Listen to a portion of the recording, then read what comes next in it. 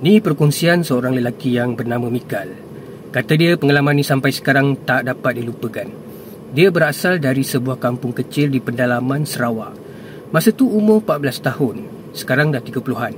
Kata dia kampung dia ni dikelilingi hutan dan kalau malam hanya bergantung pada pelita atau generator. Malam tu dia ikut mak dan ayah dia pergi ke rumah panjang sebelah kampung. Ada majlis keramaian kata dia. Dia ni time tu biasalah budak-budak main dengan kawan-kawan sampai lewat malam.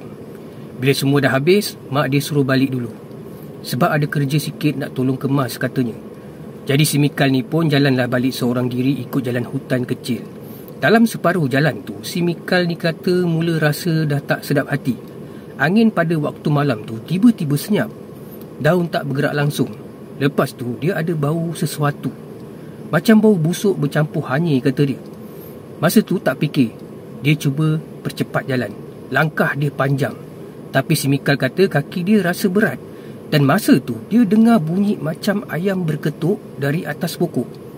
Bila dia angkat kepala, tu atas kepala. Dia kata hampir terkencing bila nampak ada kepala perempuan rambut panjang sampai lantai. Perut terburai, usus bergantung, mata merah menyala.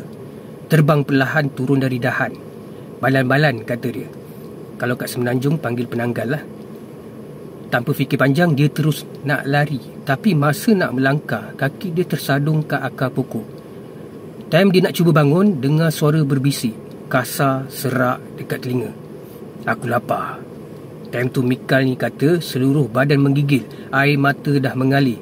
Apa yang mampu dia buat, cuba baca doa pendek yang dia ingat belajar kat kelas mengaji tu. Entah dari mana tiba-tiba dia dengar suara mak dia panggil dari jauh. Balan-balan tu mendengus, bunyi macam babi hutan. Sebelum terbang laju naik ke atas pokok tu dan menghilang ke celah daun. Si Mikal ni terus lari tak ingat dunia sampai rumah panjang tu. Terus peluk mak dia sambil menangis. Dan sampai sekarang, kalau dia balik kampung, orang-orang tua selalu pesan, jangan jalan seorang malam-malam dekat hutan. Sebab balan-balan suka cari darah manusia, terutama budak-budak.